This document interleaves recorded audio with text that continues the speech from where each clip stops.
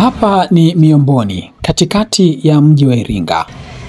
Miongoni mwa maeneo maarufu yenye pilika za kila siku. Asubuhi mpaka jioni, basi shughuli nyingi hufanyika hapa.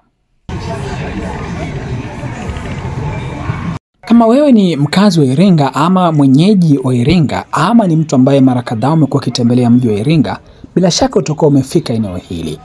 Na yako mengi ambayo utakuwa umejionea, umejifunza na kuyafahamu. Miomboni ni eneo ambalo lina mkusanyiko wa watu wengi kutokana na shughuli mbalimbali ambazo zinafanyika hapa.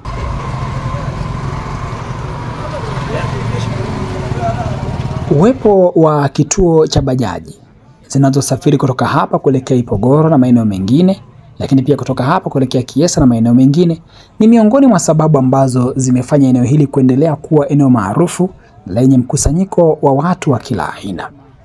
Pilika zake ziko muda wote, asubuhi mpaka jioni, kutokana na kuwa biashara nyingi pia zinafanyika hapa. Kama ni mgeni na unataka kufahamu ama kutafuta bidhaa yoyote ile mjini Iringa, basi eneo hili ni eneo ambalo unaweza ukapata kila kitu. Kuanzia bidhaa za simu ama vifaa vya electronics, urembo, mavazi, vyakula na hata mambo mengine, yote yanapatikana hapa.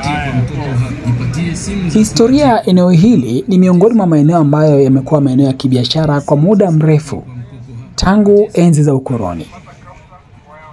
Lakini sasa unataka kufahamu historia kwa kina kuhusiana na eneo hili la Miomboni na hata masimulizi yake ya kipekee. Makumbusho ya mkoa wa Iringa yaliyoko eneo la Boma kupitia mradi wa Fahari Yetu ni miongoni mwa taasisi imara zinazotunza historia na masimulizi ya kipekee kuhusiana na mkoa wa Iringa kwa jumla wake. Lakini je, kwa sasa, kwa kama wewe ni mwenyeji wa Iringa, ni pilika gani ambazo unazifahamu na ama ni sifa ambayo unaifahamu unaweza kuisimulia kutoka hapa Miomboni? Kama ni mgeni ukifika Iringa, basi usikose kutembelea Miomboni kwa sababu yako mengi ambayo unaweza kuyaona na kujifunza.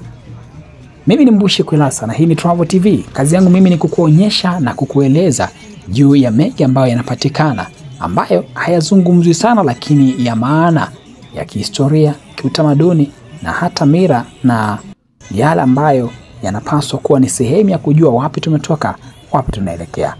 Hakikisha umesubscribe, umelike na umeshare.